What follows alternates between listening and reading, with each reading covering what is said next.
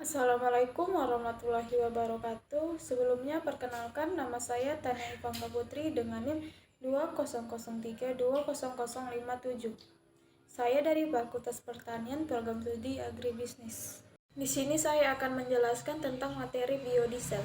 Biodiesel adalah bahan bakar nabati untuk aplikasi mesin atau motor diesel berupa ester metil asam lemak yang terbuat dari minyak nabati atau lemak hewani melalui proses esterifikasi. Pengguna biodiesel cukup sederhana, dapat terlihat tidak beracun dan pada dasarnya bebas kandungan belerang. Biodiesel memiliki kelebihan dibandingkan dengan solar antara lain. Yang pertama, termasuk bahan bakar yang dapat diperbarui. Yang kedua, tidak memerlukan modifikasi mesin diesel yang telah ada. Yang ketiga, tidak memperparah efek rumah kaca karena distribusi korban yang terlibat pendek. Yang keempat, ada kandungan energi yang hampir sama dengan kandungan energi petroleum diesel, sekitar 80% dari petrol diesel. 5. Penggunaan biodiesel dapat memperpanjang usia mesin diesel karena memberikan lubrikasi lebih daripada bahan bakar petroleum. 6. Aman digunakan karena lebih terurus daripada gula. Kandungan racunnya 10 kali lebih rendah daripada garam. 7. Bilangan setanan yang lebih tinggi daripada petroleum diesel.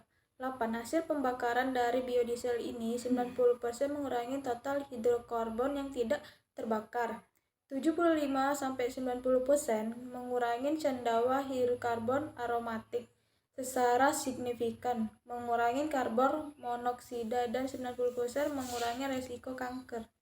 Jika kandungan asam lemak bebas terlebih tinggi, lebih dari 0,5% atau sampai 1%, terdapat air dalam reaksi. Sabun akan terbentuk dengan terlebih dahulu membentuk emulsi dengan metanol dan minyak, sehingga reaksi metanolisis tidak dapat terjadi. Oleh karena itu, minyak yang digunakan harus diolah sedemikian rupa untuk membuang asam lemak bebas, dan semua laju umpan masuk dijaga agar bebas air. Faktor-faktor yang mempengaruhi reaksi transvivifikasi. 1. Lama reaksi. 2. Resiko perbandingan alkohol dengan minyak. 3. Jenis katalis. Katalis adalah suatu zat yang berfungsi mempercepat laju reaksi dengan menurunkan energi aktivitas, namun tidak menggeser letak keseimbangan. Katalis yang dapat digunakan dapat berupa katalis homogen atau heterogen. Dalam katalis ada homogen dan heterogen. Katalis homogen adalah katalis yang mempunyai fase sama dengan reaktan dan produk. Sedangkan katalis heterogen adalah katalis yang mempunyai fase yang sama dengan reaksi dan produksi. Yang keempat, ada suhu. Suhu mempengaruhi viskositas dan densitas karena viskositas dan densitas merupakan dua parameter fisik penting yang mempengaruhi pemanfaatan biodiesel sebagai bahan bakar. 5. Pengadukan.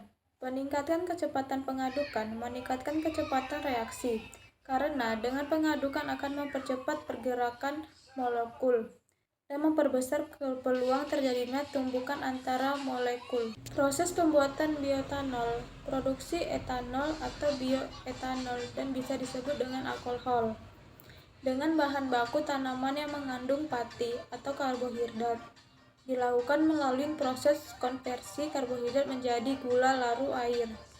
Proses fermentasi dimaksudkan untuk mengubah glukosa menjadi etanol atau bioetanol, atau bisa disebut alkohol, dengan menggunakan neas. Alkohol yang diperoleh dari proses fermentasi ini biasanya alkohol yang kadar 8-10% volumenya. Sementara itu, bila fermentasi tersebut digunakan bahan baku gula, proses pembuatan etanol dapat lebih cepat. Pembuatan etanol dari molasses tersebut juga mempunyai keuntungan, antara lain yaitu memerlukan bak fermentasi yang lebih kecil. Pada dasarnya, energi fosil lebih berpotensi untuk merusak lingkungan dikarenakan memiliki densitas yang tinggi. Gas hidrogen sebagai contoh, yang dihasilkan dari komponen biomasa, memiliki densitas energi yang rendah.